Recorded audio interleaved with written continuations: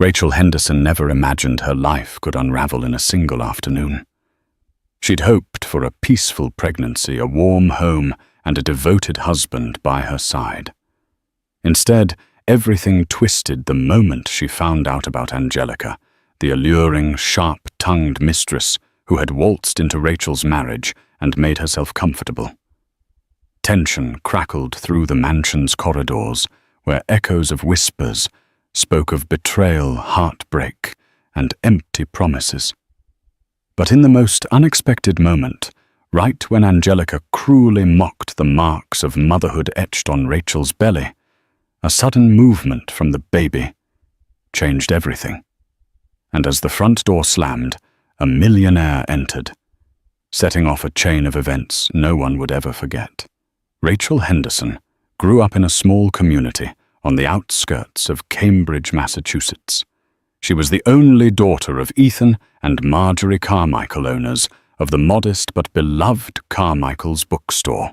The warm, wood-paneled shop was known for its labyrinth of shelves, filled with everything from antique volumes to the latest bestsellers. As a child, Rachel spent hours curled in a corner, losing herself in adventures depicted by her favorite authors, dreaming of a life where she could share magical moments with someone she truly loved. At 22, fresh out of university, Rachel fell head over heels in love with Jeremy Henderson. Jeremy, a sharp investor with a well-heeled family background, had risen through the corporate world with unusual speed. He possessed unshakable confidence, an infectious laugh, and a knack for reading market trends that could make him fortunes overnight. Before she knew it, Rachel was swept off her feet in a whirlwind romance that ignited her hopes and dreams. Like the characters in her favorite novels, she yearned for a fairy tale ending, complete with a loving husband, a home filled with laughter, and children who would run barefoot through sun-drenched gardens.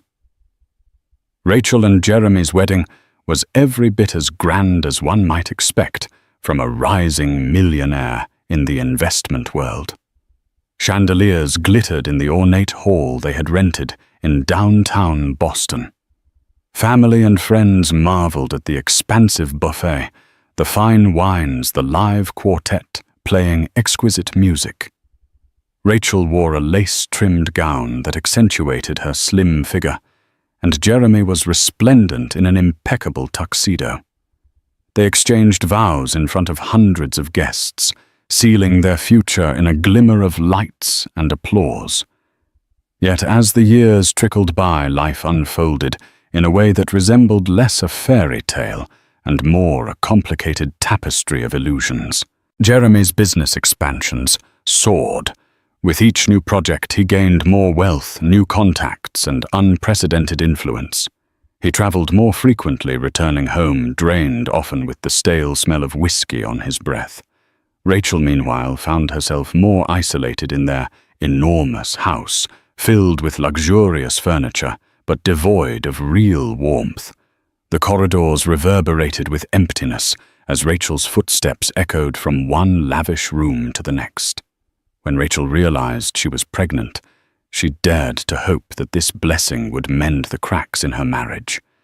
She told Jeremy one evening in their grand living room, as the city lights sparkled beyond tall windows. His reaction was guarded. For a brief moment, his eyes lit up with joy and astonishment, but it was followed quickly by a sobering, pensive expression. He simply said, "That's wonderful news, Rachel," before turning away to check emails on his phone. Despite his ambivalence, Rachel decided to be hopeful, certain that fatherhood would soften Jeremy's edges. Little did she know that in the shadows of their extravagant life, Angelica Morales, a stunning marketing consultant with fox-like cunning, was already inching her way into Jeremy's sphere. Angelica Morales was everything that turned heads at corporate events. Tall, poised, and dressed in impeccable designer suits, she exuded a confidence that enticed both men and women alike. Though her background was a mystery, rumors swirled that she had been raised in a modest home in Bogota, Colombia, and had moved to the US to pursue a better life. Some whispered she came from a wealthy family that lost everything inspiring her unwavering ambition. Others suspected her successes relied more on strategic liaisons than genuine hard work. Regardless of the truth, Angelica found her way into the hearts and pockets of numerous influential people. She specialized in PR damage control for large companies, including Henderson Industries, Jeremy's growing firm. She handled the brand's image-curated public perception and occasionally planned lavish events for corporate clients. By the time Rachel was 6 months pregnant, Angelica was seemingly a fixture at Jeremy's side. Photos of Jeremy and Angelica laughing at private dinners, leaning into each other at charity galas, and enjoying each other's company at conferences popped up in tabloids. Rachel had dismissed the rumors at first. She rationalized that Jeremy simply spent long hours with Angelica due to work. But soon, she began to notice the nearly imperceptible signals, the slightly too familiar banter between them, the glimmer in Angelica's eyes when she mentioned Jeremy's name, and that nauseating feeling creeping up Rachel's spine whenever the phone would ring in the late evenings. "Everything okay?" Rachel asked Jeremy softly one night as he lay in bed beside her, texting away. "It's just Angelica," he replied, barely looking up. "She needs some details for tomorrow's product launch." That was it, the end of the conversation. But the seed of doubt was planted. Late at night, when Jeremy slept, Rachel stared at the ornate ceiling fan rotating above them, each turn of the blades echoing her thoughts. Is he cheating on me? Would he do that while I'm pregnant? Despite her suspicions, Rachel remained determined to think the best of her husband. As her belly grew, she busied herself by reading about pregnancy nutrition, gentle exercise routines, and ways to prepare for motherhood. She confided in her best friend, Jessica Carmichael, her cousin actually, but they were as close as sisters who swore to support her no matter what. Jessica lived nearby and would stop by the Henderson mansion with fresh fruit, warm smiles, and reassurance. "Rach, you're glowing," Jessica insisted as they stood by the massive kitchen island.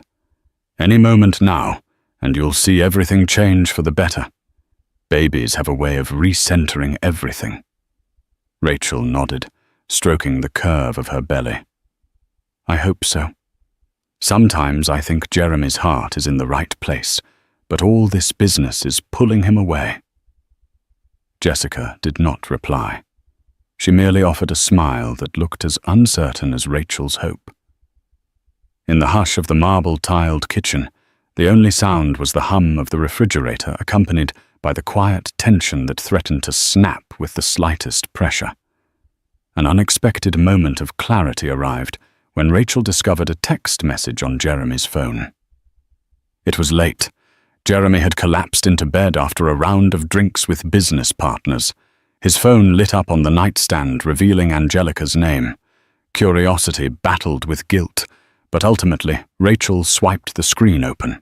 Angelica, 11:47 p.m. "I miss your arms around me. Are you coming over tonight?" Rachel's breath caught in her throat. The words glowed like a neon sign, an undeniable truth. A swirl of anger and heartbreak coursed through her, nearly making her lose her balance. She exhaled, locked the phone, and carefully returned it to the nightstand. Exhausted tears stung her eyes as she curled herself on the far edge of the bed, her baby bump a reminder of the life that was stirring within her, while her husband pursued another woman. The next day, determined to confront the situation. Head on, Rachel mustered the courage to approach Jeremy. He had woken early to dress for a high-profile meeting. Standing in the doorway of his massive closet, Rachel's voice trembled. "Jeremy, we need to talk." He glanced at her in the mirror, fiddling with his silk tie. Sure. After my meeting, okay? Her frustration flared. No, I can't wait. I know about Angelica. Don't deny it. I saw her message last night on your phone. Jeremy's hands froze around the tie knot. He turned slowly, his face caught between shock and defensiveness. Rachel, it's not what you think. So you're telling me that she's not asking if you're coming over tonight? Her voice cracked. I'm not a fool, Jeremy. You're sleeping with her. His expression hardened, shame flickering across his features. Rachel, Yes, we've been seeing each other. I'm sorry. It started as something casual, and I thought it wouldn't mean anything. But then it got out of hand. He bit his lip. Look, you're pregnant, and this baby wasn't planned for me right now. Each word slammed into Rachel's chest like a blow. Anger, betrayal, and heartbreak surged within her, swirling into an unbearable storm.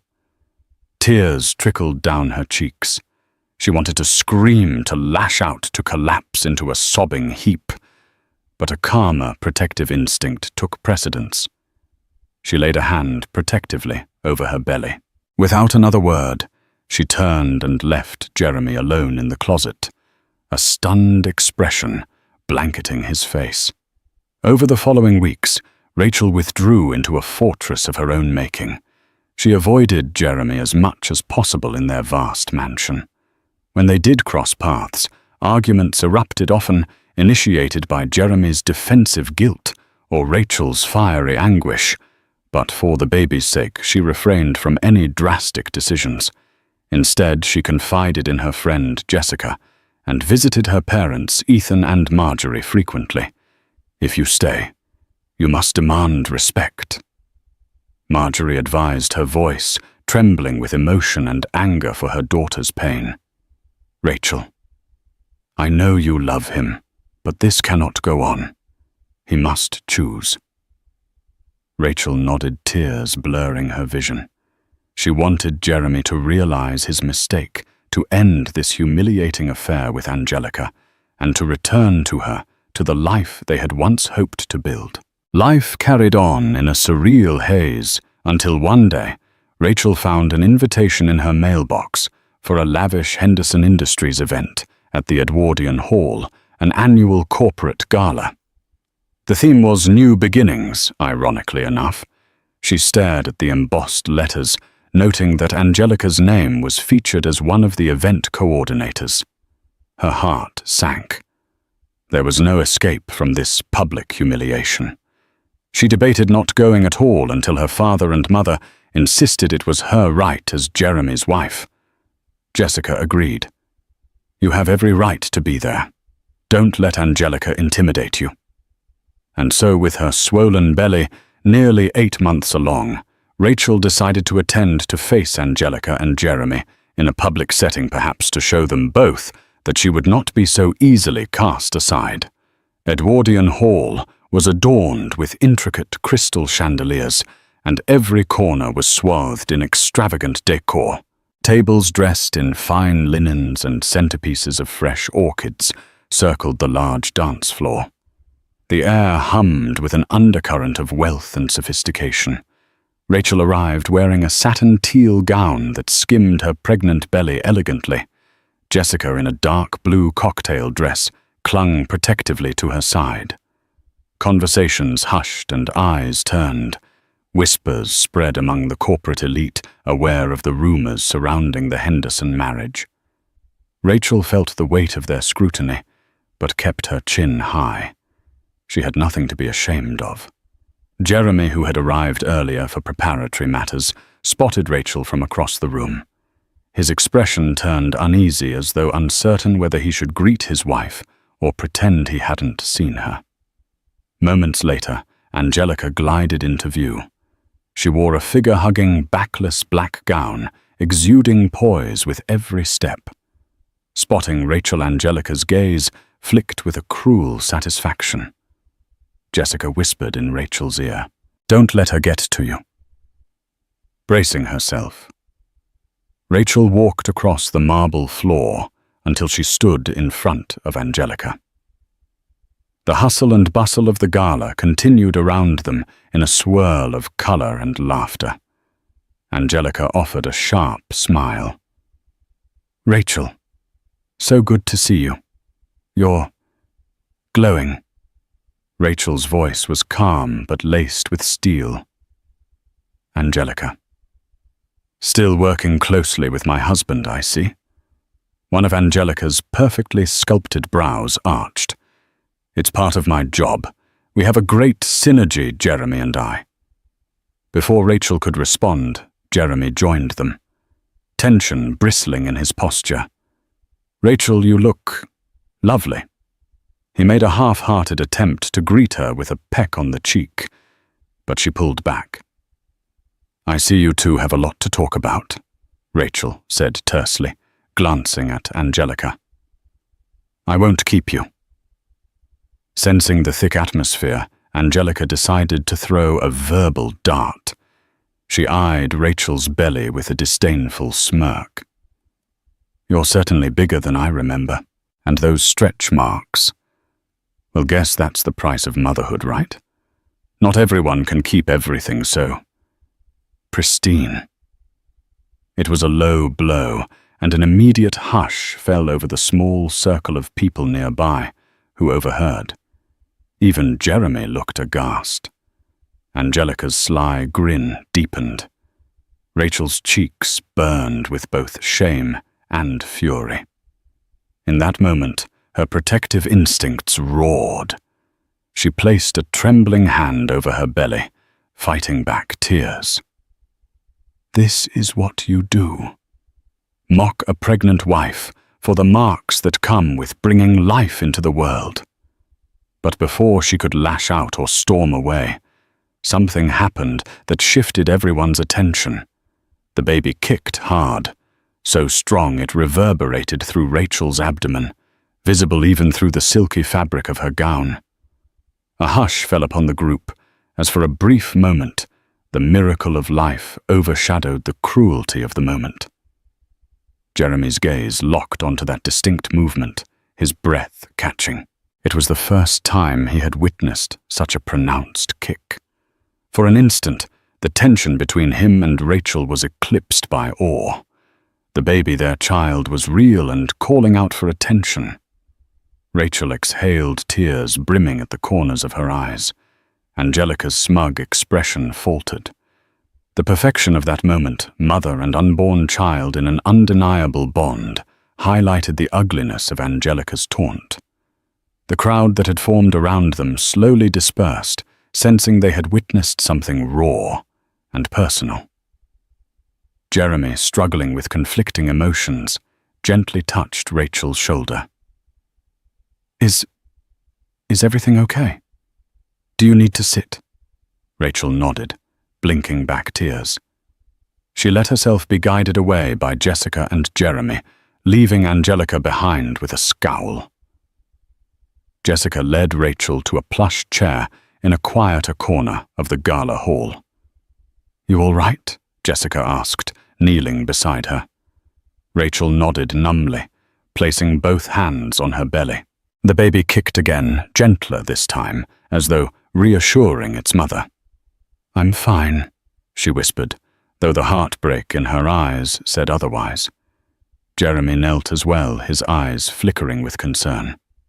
"Rachel, Angelica shouldn't have said that. I'm sorry." Rachel glanced at him, exhaustion heavy in her gaze. The fact that she felt bold enough to say that in public. It just shows where your loyalty is, Jeremy. He dropped his head, unable to deny the truth. For all his wealth and success, Jeremy Henderson was a broken man. The veneer of confidence peeled away to reveal a swirl of regret and confusion. Rachel forced herself to stand, ignoring Jeremy's attempts to help her. "I'm going home," she declared, her voice cracking. "Stay here if you want. This is your world now." She left with Jessica swiftly following. Jeremy remained behind, torn between his guilt and the demands of the event he had to host. The incident at the gala set off a ripple of gossip throughout Boston's upper crust. Rumors circulated about a public confrontation, with some proclaiming that Angelica was now the real power behind the throne. Others whispered about Rachel's heartbreak and the unborn child caught in the crossfire. Through it all, Rachel found solace in only a few confidants, Jessica, her parents, and a small circle of old friends who hadn't been dazzled or intimidated by Jeremy's fortune. Meanwhile, Jeremy tried to salvage his marriage in fits and starts. He broke off communication with Angelica for a short while, but soon the demands of Henderson Industries' marketing campaigns forced them into contact again. Worse, Angelica leveraged her professional advantage. She threatened to reveal internal company secrets if Jeremy cut her off completely.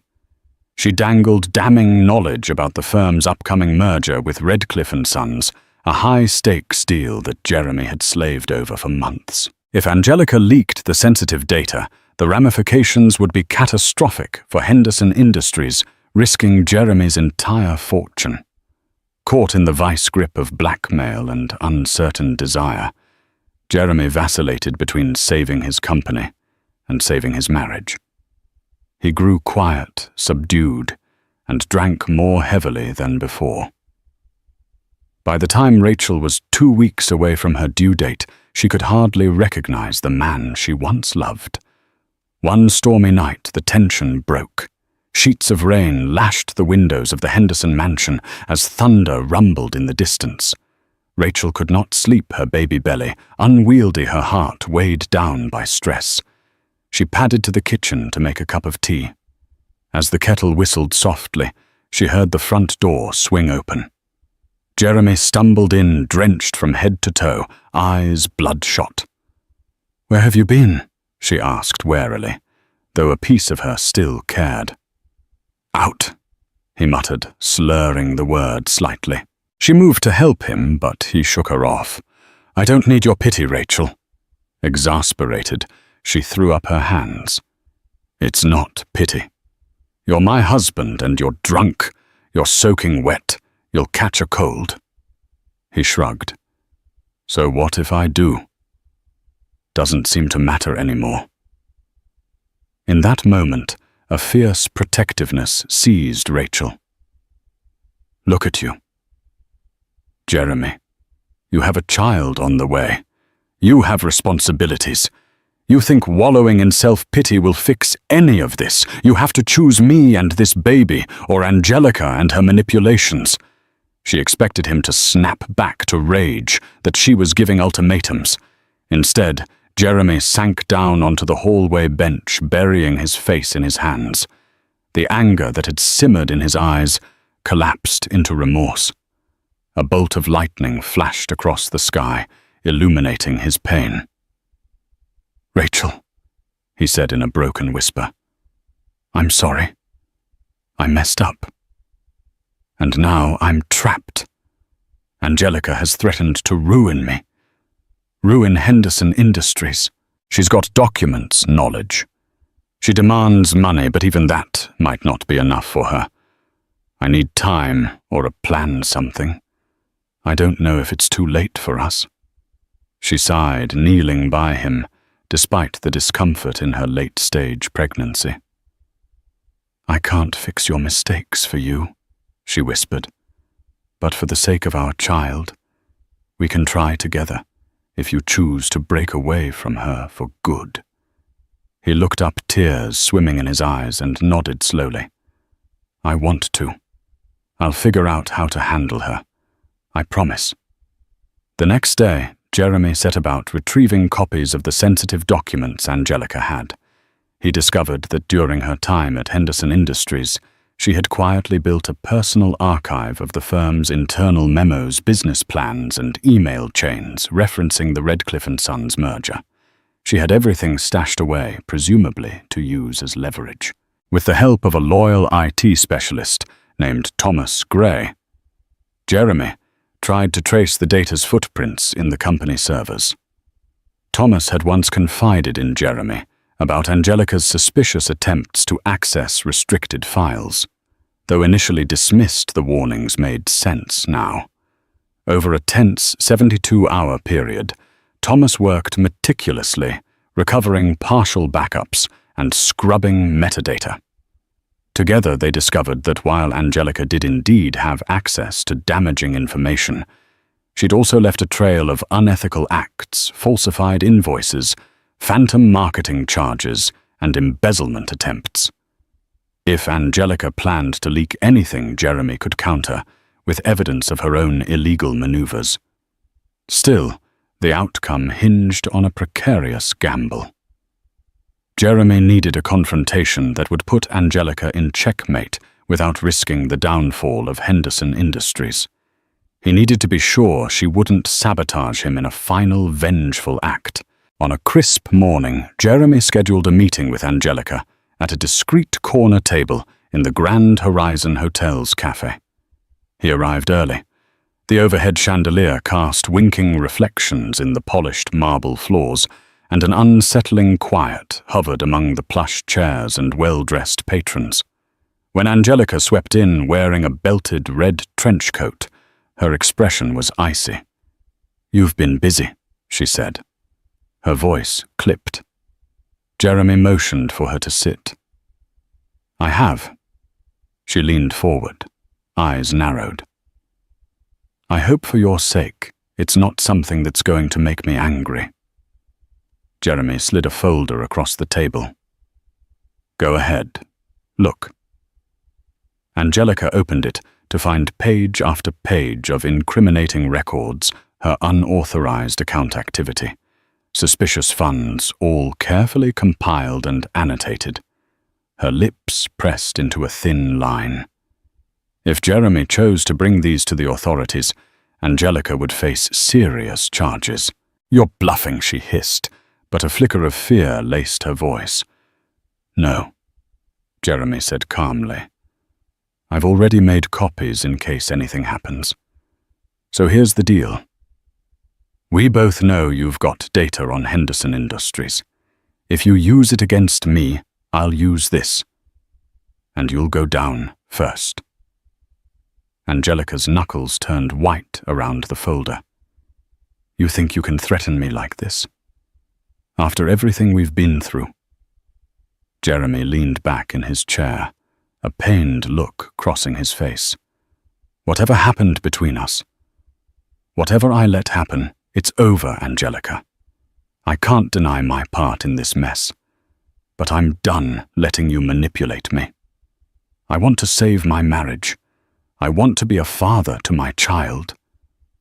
And if you have any sense left, you'll back off."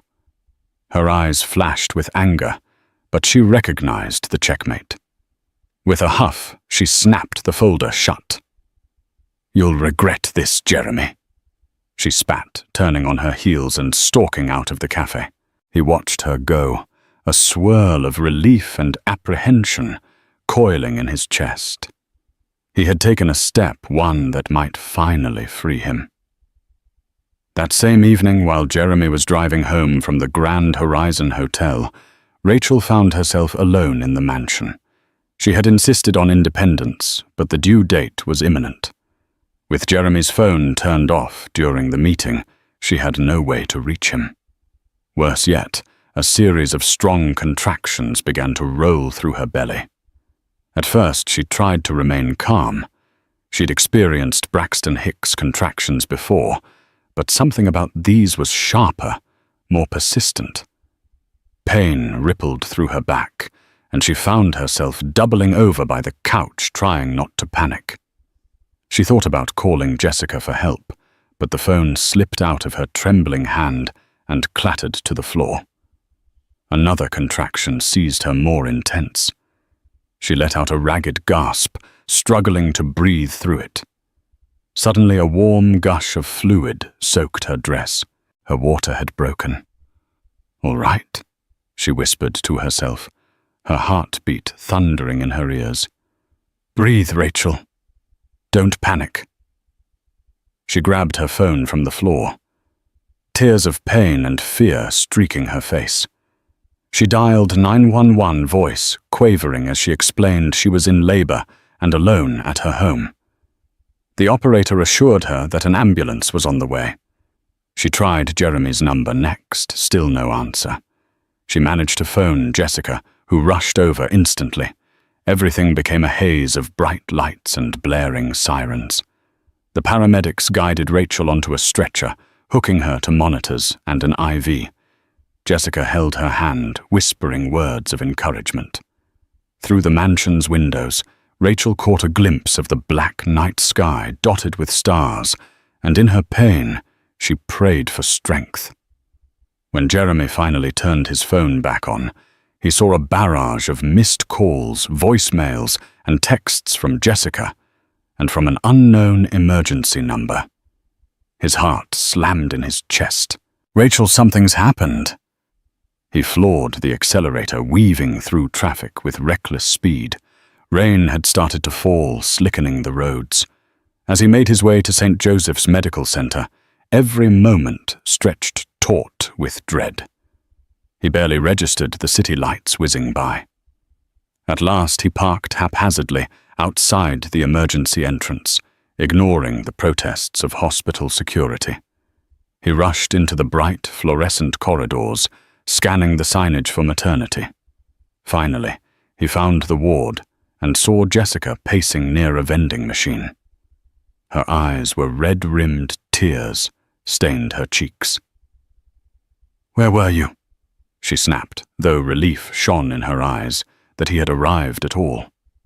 "I'm sorry. Is Rachel okay?" "What's happening?" Jessica exhaled shakily.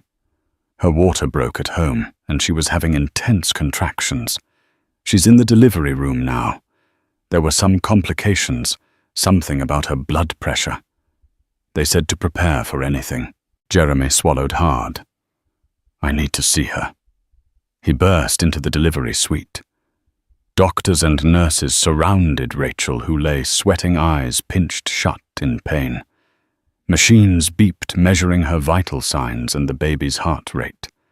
A swirl of medical jargon passed among the staff. A doctor in scrubs turned to Jeremy. "Sir, you can't just barge in here." "Are you the father?" "Yes," Jeremy gasped. "Let me be with my wife." Rachel opened her eyes, tears swimming. She reached for his hand.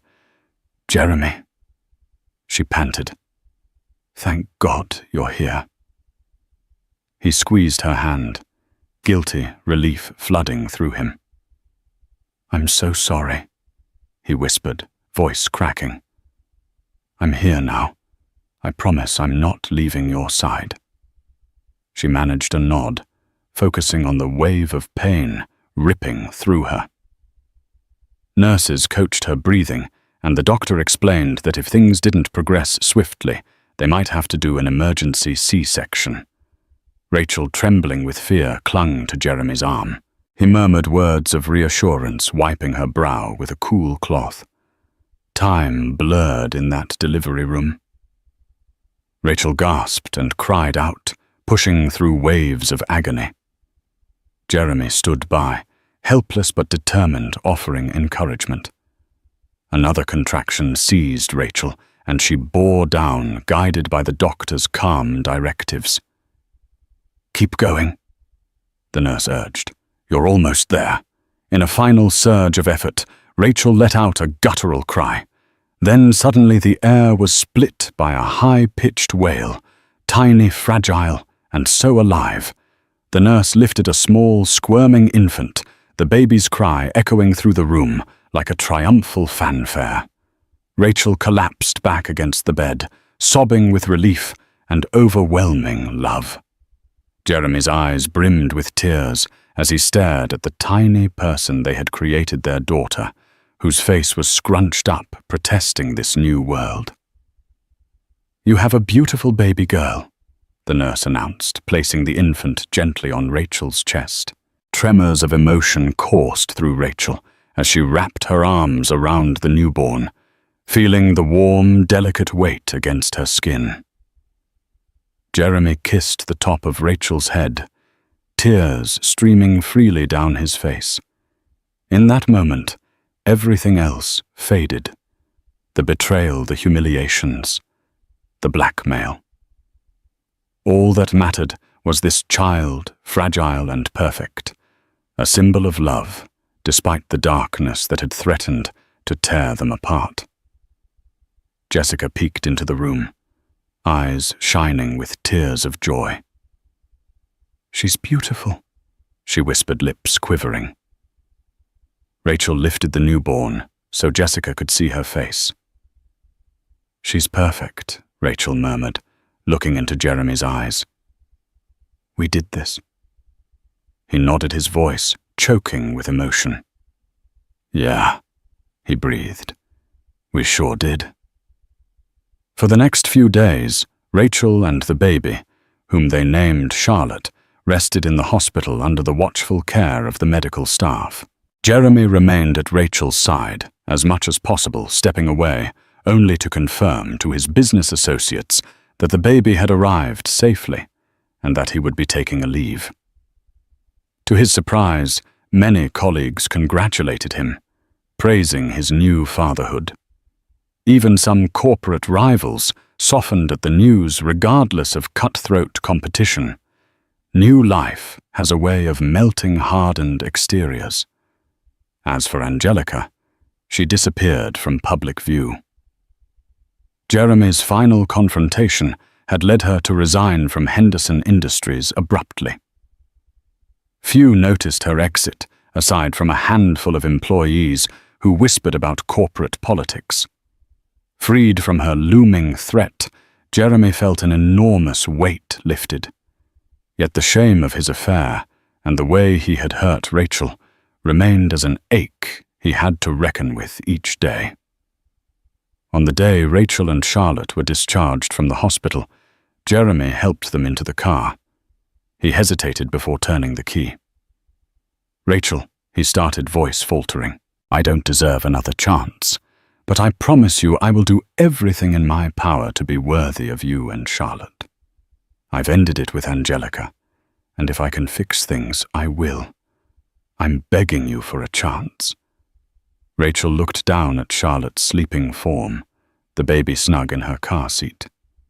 Tears glazed Rachel's eyes as she met Jeremy's gaze.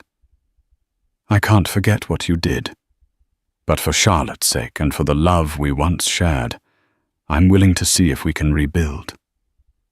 I need you to be honest, loyal, and present. No more secrets." He nodded, placing his hand gently atop hers. No more secrets. Returning to the Henderson mansion felt surreal for Rachel. The opulent hallways that once seemed cold and unwelcoming now held the patter of new life. Charlotte's tiny coos and cries echoed off the marble floors and high ceilings, reminding them daily of the miracle that had pierced their darkest hours. Jeremy joined Rachel in nightly feedings, learning how to change diapers, rock Charlotte to sleep, and help Rachel recover. Though it was awkward, he had missed every parenting class, never studied an ounce of fatherhood. He found surprising joy in the simple tasks. Each squeak and gurgle from Charlotte felt like a small victory, a testament to life continuing forward. Meanwhile, Jeremy also sought counseling to address his guilt and to work on the marriage. Rachel agreed to couples therapy, though she was skeptical at first. She wanted to see if Jeremy's transformation was genuine or merely another phase that would dissolve the moment business pressures mounted. Yet, session by session, Rachel observed something shift in Jeremy. He opened up about his craving for external validation, how success had become an addiction, and how his father's stern demeanor had left him perpetually hungry for approval. He spoke of the excitement Angelica had provided, fueling his ego, when he felt overshadowed by fatherhood's responsibilities. Rachel, in turn, shared her feelings of abandonment, her terror at discovering his affair, and her deep-seated insecurities about her own body changing during pregnancy. Each revelation peeled back layers of resentment, revealing raw vulnerabilities. Painful as it was, it offered a path toward healing if they were both willing to walk it. One evening, after Charlotte had drifted off to sleep, Rachel and Jeremy sat in the living room. The fire crackled in the ornate fireplace, the flames dancing across their faces. Rachel sipped a mug of chamomile tea. Distant. "I want to ask you something," she said quietly, setting her mug down. "Do you regret having Charlotte with me?" He looked startled, shaking his head emphatically. "No, God, no. She's the best thing that's happened to me. She makes me want to be better." Rachel pressed her lips together. "During the pregnancy, you acted like you wanted to escape. You turned to Angelica even though I was here. I needed you." A tear slipped down Jeremy's cheek. "I know. I was a fool. My priorities were skewed. I was terrified of fatherhood, of losing my freedom, my success. I was selfish, Rachel." She inhaled shakily, pushing herself to continue. "I can forgive you only if I believe you're truly committed to changing. I've seen hints of it, but I need to see consistency. Because if this happens again, I will walk away. Charlotte deserves a father who doesn't betray her mother." He reached for her hand, gently interlacing his fingers with hers. "You have my word. Every day I will prove that you and Charlotte come first." Silence fell thick with a mixture of sorrow and promise. The fire's glow flickered on the walls, and somewhere above Charlotte stirred. In that moment, with tears shining in both their eyes, they embraced a fragile hope that they could rebuild what had been shattered. Over the next few months, Jeremy scaled back his relentless workload. He delegated tasks at Henderson Industries, trusting a management team to handle day-to-day operations. He spent more time at home, learning the rhythms of parenthood. Rachel watched him steadily, warily, but she could not deny that Jeremy showed genuine dedication. He woke for 2 a.m. feedings, found ways to calm Charlotte when she was fussy, and left a single rose on Rachel's nightstand in the mornings, apologizing anew for all the pain he had caused. Rachel, for her part, alternated between cautious optimism and emotional exhaustion. She recognized that healing from betrayal was neither linear nor simple. Some days, she glimpsed Jeremy's sincerity and felt a surge of love for him, like an ember that refused to die out. Other days, she was haunted by memories of his infidelity, her trust cracking all over again. They continued therapy sessions. One day, the therapist suggested they renew their vows in a private ceremony, not as a cure-all, but as a step to cement their efforts to start fresh. Rachel hesitated, uncertain if she was ready for such a step. Jeremy, however, embraced the idea, seeing it as a symbol of rebirth. He told Rachel he would only proceed if she felt it was right. Time indeed slowly bound up the wounds. More laughter filled the house. The staff who had quietly witnessed the couple's turmoil began to breathe easier, seeing genuine warmth return to the Henderson household. Angelica Morales was not used to losing. For weeks after Jeremy's final rejection, she isolated herself in a high-rise penthouse in downtown Boston. Gone were the designer parties, the invitations to speak on panels, and the whispered admiration in elite business circles. The same people who once clung to her now avoided her name like a stain on silk. She paced her marble floors with bare feet, wineglass in hand, rereading the last messages she had ever sent Jeremy. They were short, desperate, unanswered. How had it come to this? She replayed their months together like scenes from a shattered film reel, the glamorous dinners, stolen kisses, lavish gifts. She had convinced herself that Rachel, soft-spoken and predictable, would eventually be forgotten, that motherhood would wear her down, make her invisible, that Jeremy's hunger for power and beauty would win out. But it hadn't. He chose Rachel. Worse, he had outmaneuvered her. With one calculated confrontation, Jeremy had neutralized her leverage.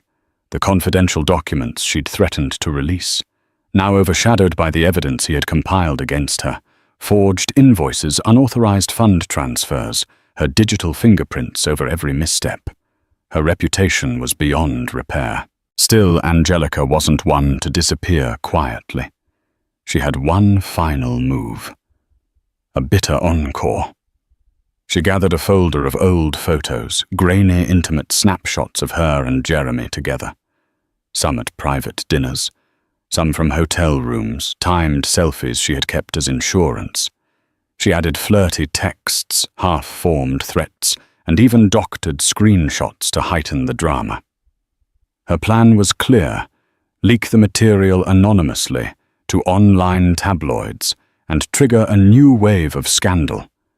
Just enough to embarrass him, to make Rachel question her decision to forgive. And she did. For a moment, it worked, but only for a moment. The internet barely flinched. The story had passed its expiration date. Public sympathy had long since shifted to Rachel, the wife who had stood through the storm and emerged stronger. The mother of Jeremy's child. The woman who bore her stretch marks with pride, not shame. Angelica's final card landed with a dull thud. A few gossip blogs reposted the images, but even their comment sections were indifferent. Old news. Wasn't she the one who mocked the pregnant wife? Why is she still trying? She watched from behind dark sunglasses as her name dissolved into the noise, facing possible defamation charges and industry blacklisting. Angelica packed a few designer bags and booked a one-way flight. No press release, no public farewell. Just a whispered curse and the fading sting of a power she no longer held. She vanished into obscurity, not with a bang, but with silence. And Rachel never spoke her name again. 6 months had passed since Charlotte's birth, and with every sunrise the world felt a little softer. Rachel stood barefoot in the kitchen of the Henderson mansion, her fingers wrapped around a warm mug of tea. Morning light spilled through the wide windows, casting golden beams across the tiled floor. In the living room, she could hear the soft giggles of Charlotte, now a rosy-cheeked infant who had learned to sit up and delight in the crinkling sound of newspaper pages. Jeremy was on the floor with her, making silly faces and sound effects that filled the house with a joy Rachel hadn't heard in a long time. For a moment she simply watched. No words, no judgment. Just quiet gratitude. This was not the life she had expected when she first walked down the aisle in a jeweled gown. It wasn't the version filled with gala events, champagne toasts and whispered affections over candle-lit dinners. No, it was messier, more fragile, more real. And it was hers. Jeremy looked up and caught her gaze, giving her a small, hopeful smile. "She's trying to eat the business section," he said with a chuckle. "She has good instincts," Rachel replied dryly. "Start with the real disasters first." He laughed, and the sound surprised her. Not because she hadn't heard it before, but because this time it felt genuine, grounded, like it came from someone no longer performing, no longer hiding. Later that day, as Charlotte napped in her crib, Jeremy approached Rachel on the back patio. He'd been quieter lately, more careful with his words, always checking her cues. Not to avoid conflict, but to respect the space she still needed. "I've been thinking," he said. "Maybe the three of us could get away.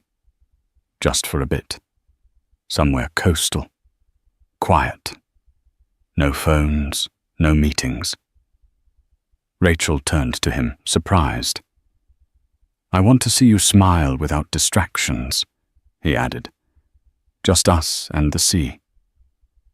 She considered it. The old version of her would have hesitated, unsure of his motives. But this Jeremy. He had shown up day after day, diaper after diaper, therapy session after therapy session. He hadn't rushed her. He hadn't run. "I'd like that," she said softly. "Let's go somewhere the world can't find us." And they did. A few weeks later, they drove up to the coast of Maine. They rented a small cottage overlooking the rocky shore, its windows open to salt air and crashing waves. Charlotte squealed with delight at the sensation of sand between her toes. At night, they read stories by the fireplace, and Rachel found herself laughing again, really laughing. They didn't talk much about the past. They didn't need to. The wind carried it away one breath at a time. This wasn't a grand second chance. It was a quiet one. And sometimes, those are the ones that last. It was the first day of spring when Rachel finally said yes. Not to a question of love, because love had never been the issue, but to the idea of ceremony of commitment rediscovered, of a vow once broken, now whispered again with new weight. They chose not a cathedral or ballroom this time, but something smaller, something quieter. A sun-dappled orchard behind her childhood friend Marianne's home in Cambridge, a place where apple blossoms drifted like confetti in the wind, and the ground smelled of new earth and forgiveness. Rachel stood beneath a simple white arbor, draped in wildflowers, her dress flowing and modest, with no attempt to hide the stretch marks or stories her body carried. She wasn't the same woman who had walked down the aisle years ago in a glittering Boston ballroom. She was stronger now, scarred, but unashamed. Jeremy waited for her beneath the blossoms, his suit crisp, but his eyes softer than she'd ever seen them. In his hands he held not a diamond-studded ring, but a simple band, handmade by a local artisan. No sparkle, just substance. Their closest friends and family encircled them: Jessica, who had never once wavered; Miranda, holding baby Charlotte on her hip; her parents, tearful, but beaming. The air was still the kind of silence that holds meaning. Jeremy's voice trembled as he took Rachel's hands.